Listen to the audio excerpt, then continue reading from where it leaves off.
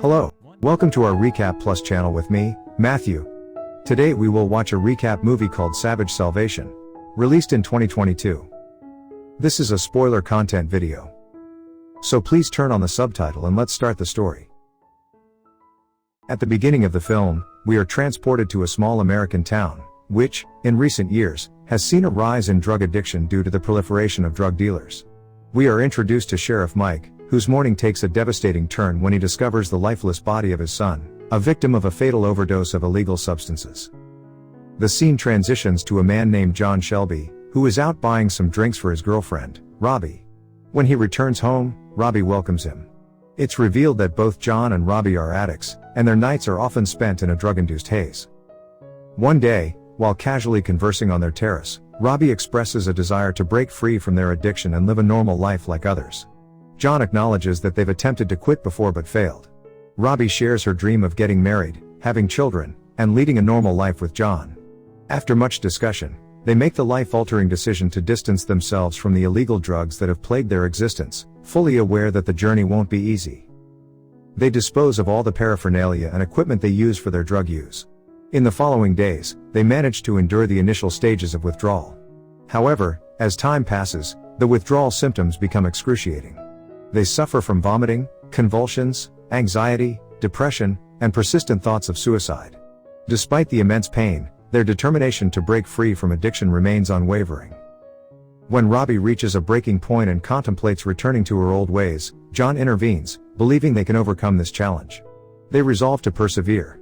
Robbie takes a significant step by attending church for the first time, while John goes to a jewelry store to purchase a wedding ring, symbolizing his commitment to their new life together. During his ring shopping, John unexpectedly encounters Elvis, the man who had been their drug supplier. Elvis questions John about the purpose of his purchase, wondering if John intends to supply someone else. John firmly declares that he and Robbie have quit drugs and asks Elvis to stay away from them. Meanwhile, we are introduced to the gangsters who control the drug trade in the city, led by a figure known as Coyote. He is a central character in this criminal underworld. At that moment, Coyote took a ruthless step by killing one of his men, catching him in the act of stealing his illegal drugs. In the evening, John and Robbie were overjoyed as they planned to visit Robbie's family and share the news of their upcoming wedding. A few days later, they arrived at Robbie's family home, coinciding with her nephew's birthday celebration. Upon their arrival, Robbie's uncle, Peter, warmly welcomed them. Peter had been a pillar of support for Robbie's family and was known for his strong religious beliefs. After the birthday festivities concluded, Robbie's family gathered for lunch. It was during this meal that Robbie announced her intention to marry John. Robbie's mother initially expressed disappointment, feeling that John should have asked for her permission first. John promptly apologized to Robbie's mother and assured her that he would be a devoted husband to Robbie.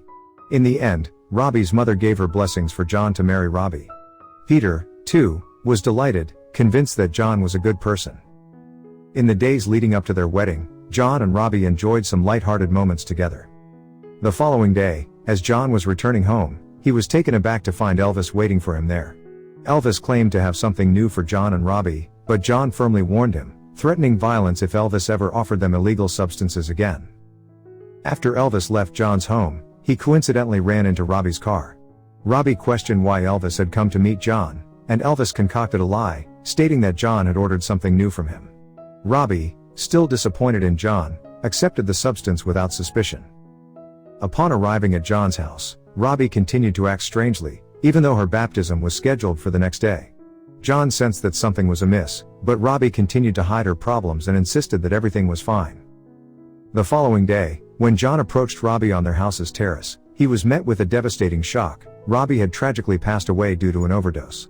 John was consumed by grief and despair, especially considering that their wedding was scheduled for the day after tomorrow. Despite this immense loss, John resolved to fulfill Robbie's last wish, and he accompanied her to the baptism. During the ceremony, the pastor suggested that John also be baptized, but John declined, as he believed he needed to confront some unresolved sins. After the baptism, John returned home with a heavy heart and a determined purpose, to seek revenge on Elvis. With no weapon in his possession, John embarked on a path filled with uncertainty and danger. In the end, John was left armed only with a nail gun, revealing his past as a former Special Forces operative. After departing from Sheriff Mike's place, Mike and his team received word of John's girlfriend's tragic demise, aware that John would likely react with brutality in his way. However, the sheriff faced difficulty in locating John, as he had already left his residence. Later that evening, John arrived at Elvis's residence. As Elvis was about to answer the door, he suddenly found himself cornered by John. John instructed Elvis's wife and child to vacate the premises immediately.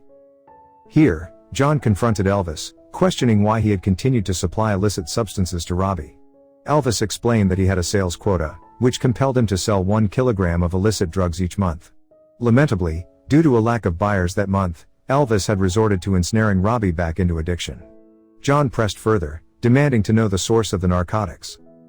Initially, Elvis hesitated to reveal the source, but under relentless questioning from John, he eventually disclosed that he obtained the drugs from a dealer named Darius. Following Elvis's revelation of Darius's name and location, John swiftly executed him.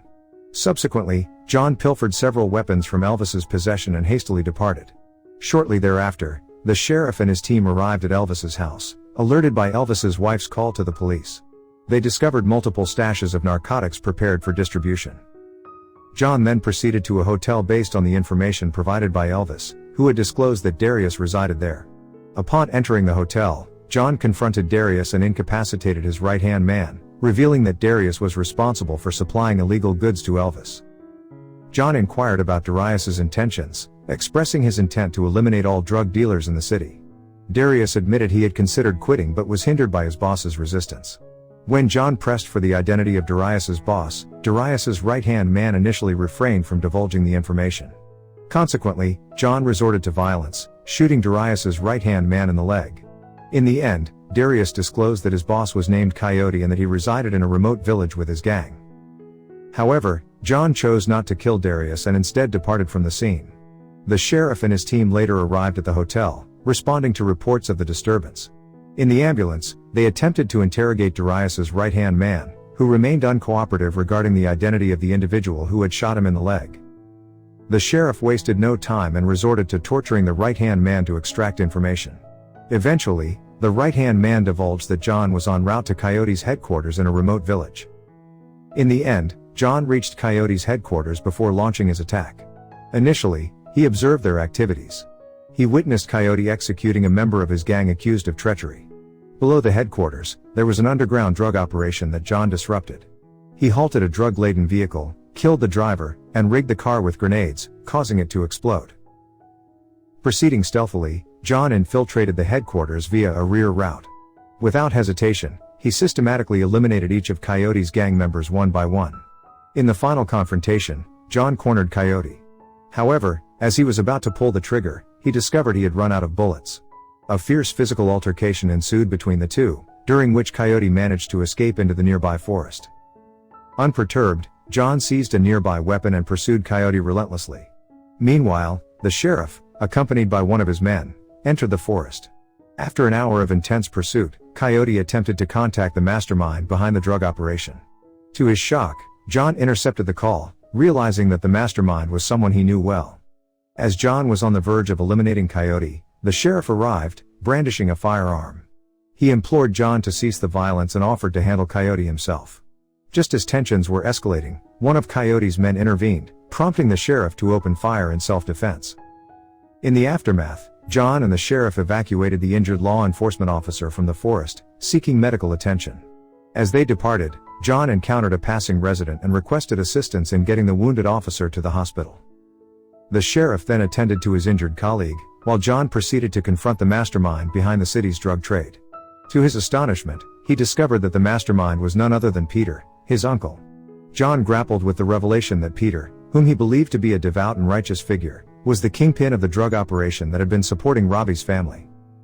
A confrontation between Peter and John ensued, leading to a violent struggle. When cornered, John administered drugs to Peter, forcing him to experience the same torment Robbie had suffered.